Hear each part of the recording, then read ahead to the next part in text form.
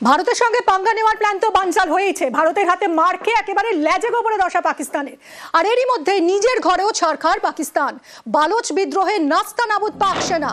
বালুচিস্তানের পঞ্জগুড়ে ফের পাক আর্মির কনভয় হামলা। কথা বলবো এই নিয়ে মৈত্রেয়ী আমার সহকর্মী রয়েছেন সঙ্গে। মৈত্রেয়ী, বালোচ নিয়ে রীতিমতো নাস্তানাবুদ পাকিস্তান, এবং এর আগেও আমরা দেখেছি আজ তো একটা ট্রেন হাইজ্যাক করেছিল এরা, শক্তিশালী আইইডি দিয়ে উড়িয়ে দিয়েছিল সেনার গাড়ি। এবার একেবারে পাক কনভয় হামলার দাবি করছে বিএলএ। কতটা ক্ষয়ক্ষতি হয়েছে পাক সেনার কি জানা যাচ্ছে এখন? দেখো, এখনো পর্যন্ত যেটা জানা যাচ্ছে যে 9 মে এই অ্যাটাক করেছে বালুচ লিবারেশন আর্মি, যেখানে বালুচ লিবারেশন আর্মি বালুচিস্তানের পঞ্জগুড় এলাকায় একটি আর্মি কনভয়ের উপর হামলা চালায় এবং সেখানে অ্যাম্বুশে 14 জন আর্মি পার্সোনালের মৃত্যু হয়। এবং শুধু সেটাই নয়, বালুচ লিবারেশন আর্মির তরফ থেকে আরো একটি রিলিজ দেওয়া হয়েছে। তাতে কিন্তু তারা দাবি করেছে যে ট্রিকা এবং মস্তান প্রদেশেও তারা বেশ কয়েক জায়গায় আর্মির এবং লিবারেশনের যে ভিক্টরি সেলিব্রেশনের আয়োজন করা হয়েছিল সেখানেও তারা অ্যাটাক করেছে। ফলে সব মিলিয়ে বলতেই হয় যে বালুচিস্তানে একদিক থেকে যখন পাকিস্তানি আর্মির তরফ থেকে চেষ্টা করা হচ্ছিল দেখানো যে বালুচিস্তান এখনো তাদের নিয়ন্ত্রণে আছে, কিন্তু বালুচ লিবারেশন আর্মি যেভাবে একের পর এক হামলা এবং যেভাবে পাকিস্তানি সোলজার্স এবং যেভাবে তাদেরকে অ্যাম্বুশ করা হচ্ছে, গ্রেনেড হামলা করা হচ্ছে এবং যেভাবে তাদেরকে একের পর এক অ্যাটাক করা হচ্ছে, তাতে কিন্তু বাস্তব যে একেবারেই অন্য সেই বিষয় কিন্তু প্রকাশ্যে আসছে। অনেক ধন্যবাদ মৈত্রেয়ী।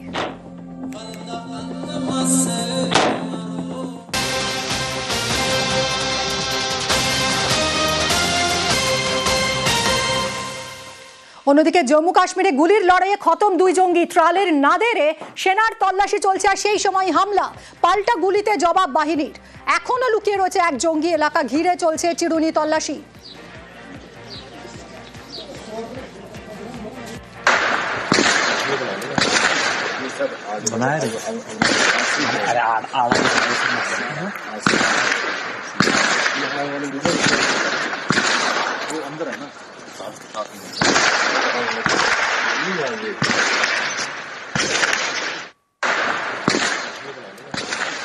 আপডেট নেব, মৈত্রেয়ী রয়েছে আমার সঙ্গে। মৈত্রেয়ী, এখনো সংঘর্ষ চলছে, গুলির লড়াই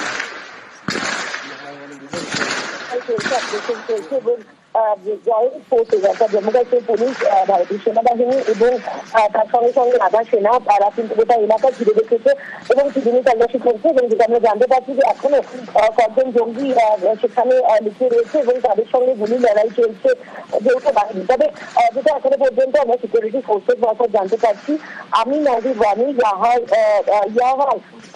আহমেদ ভাট এবং আসিফ আহমেদ শেখ, মানে 3 জঙ্গিকে ইতিমধ্যে নিকেশ করতে সক্ষম হয়েছে বাহিনী। কিন্তু এখনো তারা যেটা মনে করছে যে আরো জঙ্গি সেখানে লুকিয়ে থাকতে পারে, কারণ ট্রাল এমন একটি এলাকা যাকে যদি একেবারে বলা যেতে পারে জঙ্গিদের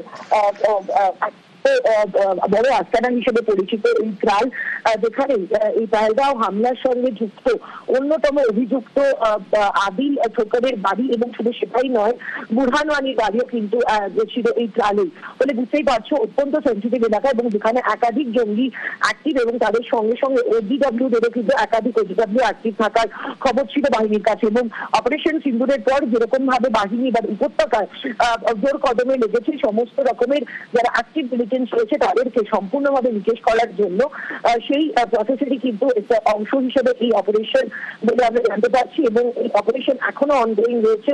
একাধিক senior official including Jammu Kashmir পুলিশের একাধিক সিনিয়র অফিসিয়াল তারা ঘটনাস্থলে পৌঁছেছেন, এবং যেটা মনে করা হচ্ছে যে অপারেশন শেষ হলে আরো যত সময় এগোবে এই অপারেশন সম্পর্কে আরো ডিটেলস আমাদের কাছে এসে পৌঁছাবে। তোমার থেকে আরো আপডেট আমরা নিতে থাকবো। আপাতত ধন্যবাদ মৈত্রেয়ী।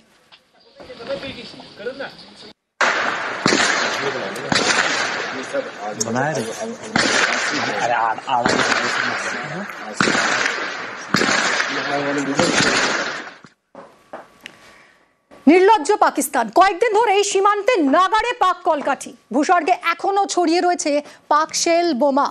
রাজৌরিতে নিষ্ক্রিয় করা হলো পাক মর্টার। উপত্যকায় কড়া নজরদারি ভারতীয় সেনার।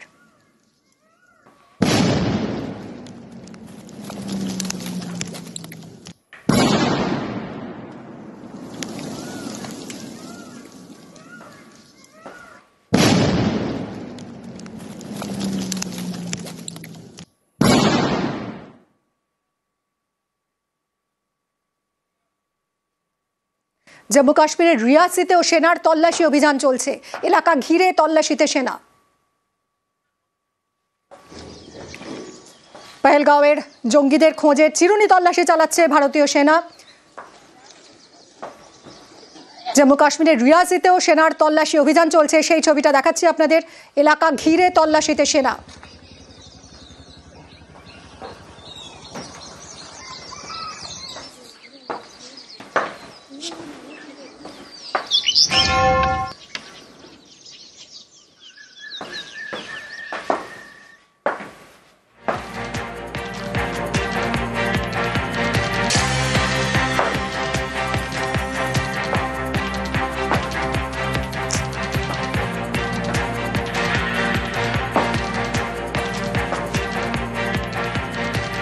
ভারতের চাপে নতজানু পাকিস্তান, চাপে পড়ে তারা ছাড়তে বাধ্য হলো বিএসএফ জওয়ান পূর্ণম কুমার সাউকে।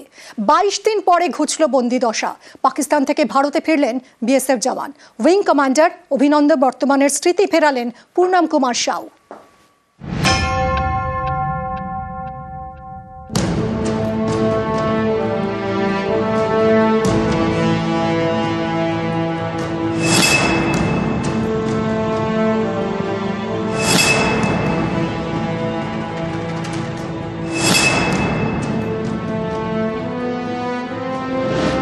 ভারতের চাপে নতি শিকার, বিএসএফ জওয়ানকে ছাড়তে বাধ্য হলো পাকিস্তান। বন্দিদশা ঘুচিয়ে পাকিস্তান থেকে ভারতে ফিরলেন বিএসএফ জওয়ান পূর্ণম কুমার সাউ। এটা ইন্ডিয়ার একটা বড় কূটনৈতিক লাভ বলতে পারি, যেখানে ভারত তার প্রেশার দিয়ে এটাকে ছাড়াতে পেরেছে। তার উপরেও মিলিটারি প্রেশার এত ছিল পাকিস্তানের উপরে যে তারা এগুলো করতে বাধ্য হয়েছে। বিএসএফ জানিয়েছে বুধবার সকাল 10:30টায় আটারি ওয়াঘা সীমান্ত দিয়ে ভারতে ফেরেন পূর্ণম। 22 দিনের মাথায় তিনি দেশে ফিরলেন। পাকিস্তানে বন্দী থাকা এই বিএসএফ জওয়ানকে আগামী কয়েকদিন কড়া নজরদারিতে রাখা হবে। বিএসএফ জওয়ান পূর্ণম কুমার সাউয়ের প্রথমে মেডিকেল চেকআপ, তারপর চলবে কাউন্সেলিং। একাধিক কেন্দ্রীয় এজেন্সি কথা বলবে পূর্ণমের সঙ্গে, জানা হবে পূর্ণমের মানসিক অবস্থা এখন কেমন। এরপরে আইসোলেশনে রাখা হবে বিএসএফ জওয়ানকে। খতিয়ে দেখা হবে পাকিস্তান তার শরীরে কোনো চিপ ঢুকিয়ে ভারতে পাঠিয়েছে কিনা। পহেলগাঁওয়ে হত্যা লীলা চালায় পাক জঙ্গিরা।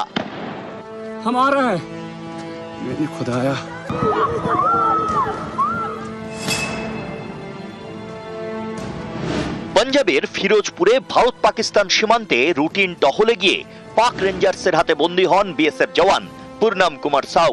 তার বাড়ি হুগলির রিষড়ায়। বাড়ির লোকেদের চিন্তায় ঘুম ছোটে।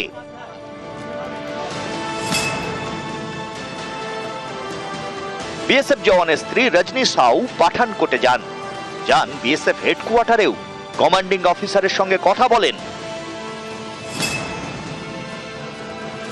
রবিবার বিএসএফ জওয়ানের স্ত্রীকে ফোন করেন মুখ্যমন্ত্রী, পরিবারের পাশে থাকার আশ্বাস দেন। এরপরেও একাধিকবার ফোন করেন মুখ্যমন্ত্রী। পাকিস্তানে 21 দিনের বন্দি জীবন, 22 দিনের মাথায় মুক্তি। ভারতের চাপে নতজানু পাকিস্তান, বিএসএফ জওয়ানকে তারা ছাড়তে বাধ্য হলো।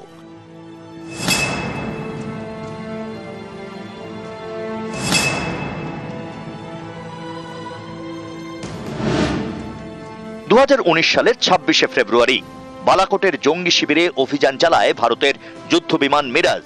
পরের দিন আকাশসীমা লঙ্ঘন করে ভারতে হামলা চালায় পাকিস্তানের F-16। পাল্টা জবাব দেয় ভারত।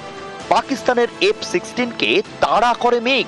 এই যুদ্ধ বিমানেই ছিলেন উইং কমান্ডার অভিনন্দন বর্তমান। সেবারও ভারতের চাপে নতজানু হয় পাকিস্তান। 58 ঘন্টা পরে অভিনন্দনকে ছাড়তে বাধ্য হয় ইসলামাবাদ। উইং কমান্ডার অভিনন্দন বর্তমানের পরে বিএসএফ জওয়ান পূর্ণম কুমার সাউ। ভারতের চাপে এবার বিএসএফ জওয়ানকেও ছাড়তে বাধ্য হলো পাকিস্তান। নিউজ 18 বাংলা।